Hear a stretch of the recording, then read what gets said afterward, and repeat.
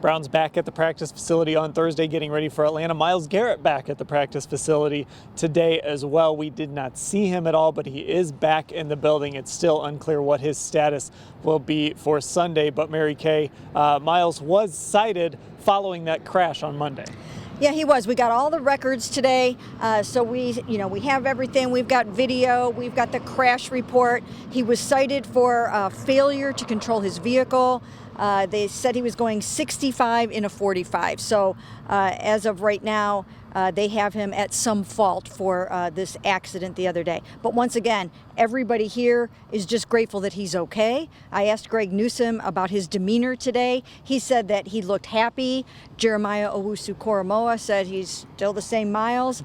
So things are getting back to normal. We'll have to see about whether or not he can play. Yeah, Ashley, it's all sort of reading between the lines right now as Myles is not going to talk to us until Friday. Kevin Stefanski did not talk today, and he will not give us updates until Friday if he even has an update on Myles.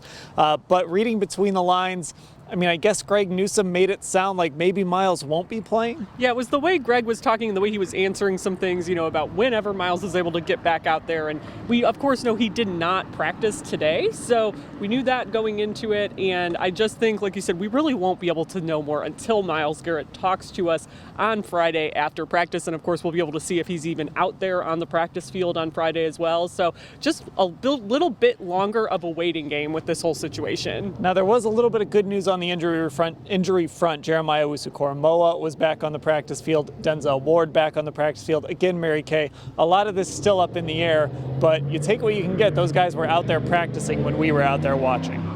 Yeah, they were. I mean, you had to wonder if Denzel Ward was going to be able to play in this game. And same thing with JOK when they did not practice yesterday. So out of the 5 defensive starters who sat out on Wednesday, 2 of them were back today, so that's good news for the Browns. Jadeveon was still not out there. But one thing that you don't want to do is go into this game without Denzel Ward, your lockdown corner. So it looks like he'll be back. And then JOK, they need all the help that they can get to try to contain Marcus Mariota and Cordarrelle Patterson. Yeah, and Ashley, I mean, as much as, we like these rookies, you don't want to go out there with having to throw a rookie like Martin Emerson at corner and maybe have 2 rookies starting at end. That's a lot to ask for these guys here in week 4. Yeah, and we've talked about this on the podcast too recently, but it's like these guys, while they have, I think, really bright futures and they've shown spurts, they're still rookies, they're still young, and especially with Alex Wright and Isaiah Thomas up front, they're still pretty raw. When the Browns drafted them, they were kind of widely regarded as these developmental kind of picks. So they're going to have to grow up fast, especially if that front of the defense is really kind of decimated by injuries right now. It's not an ideal situation, but of course, Joe Wood said today he doesn't view anyone as a reserve, just starters in waiting. So it's kind of time for them to prove that if that is the case. And of course, like we are keeping an eye on Cordarrelle Patterson, Mary Kay. He has been fantastic this year running the football in that Falcon scheme, but for the second straight day, he did not practice with a knee injury. So that would be a big loss for Atlanta and a big help to the Browns if he was not out there. It really would be. He's actually 3rd in the NFL in rushing. Nick Chubb is 1st. He's got a 6.2 yard average going this season, which is phenomenal. Also better than Nick Chubb's. And he also has 2 rushing touchdowns. He's a big guy, hard to bring down, and he is a focal point of their offense.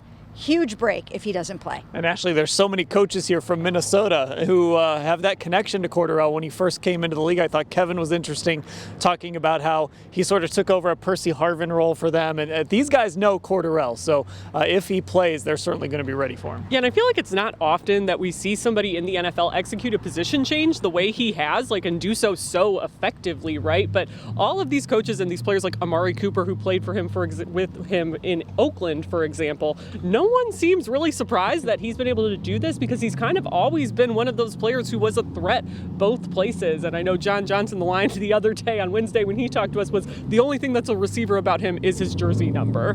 All right, Browns and Falcons Sunday at 1. We'll cover everything leading up to the game, all at cleveland.com/Browns.